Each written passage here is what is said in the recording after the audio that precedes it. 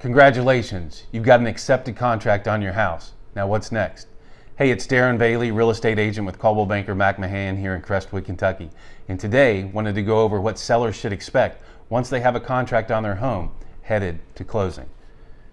First, inspections will be ordered within probably the first 10 days. It's whatever's negotiated in the contract.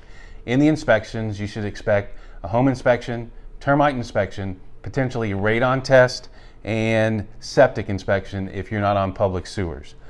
Sellers typically aren't present for home inspections, gives the inspector and the buyers full run of the house so they can check out all the systems. So once the inspection is completed, the inspector will give the buyer a written report. From that written report, the buyer will go over the items that they would like addressed and then send you a written repair request. From there, you negotiate through the repair request, say you'll take care of everything on the list, or you'll take care of nothing on the list, or you'll take care of a few items in between until you're negotiated out and satisfied, and then you move forward.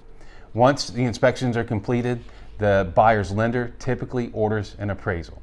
They hire an appraiser to come out, check out the house, take measurements, some photos of the interior. Doesn't have to be in showing condition for that. But when they do that, they'll come out and they'll determine the value of the home. They'll send that back to the lender, and once the lender has that information, they'll see if the home appraised, which means it came in at value and there were no conditions that needed to be met. Now, if an appraisal comes in low, there are a few things that could happen. Number one, seller could come down to the appraised value from the agreed on purchase price. Number two, negotiate somewhere between the appraised value and the purchase price. Or number three, if we're not able to come to an agreement, the buyer could walk away from the contract. But for the most part, we get through appraisals just fine. And once we're through appraisals, then the buyer's lender takes it to underwriting. And during that time, the lender's gathering information from the buyer to confirm the information they gave for their pre-approval to help get us to closing. Title work's done, and we're getting closer to closing time. Once we have it clear to close, you'll need to schedule your utilities to be taken out of your name and put into the buyer's name on the day of closing.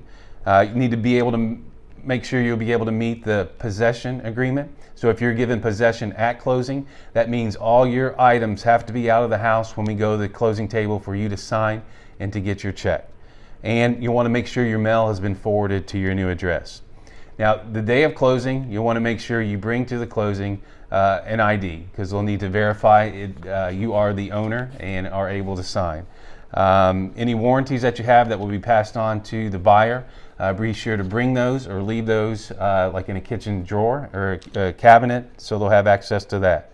If there's a code to the garage, we'll make sure you have that so the buyer can reset, and all keys and garage door openers. So from contract to closing, that's kind of what you should expect. Not all deals are exactly the same. However, this should give you a pretty good overview of what to expect. If you have any questions, give me a call. Darren Bailey, 502-807-5648.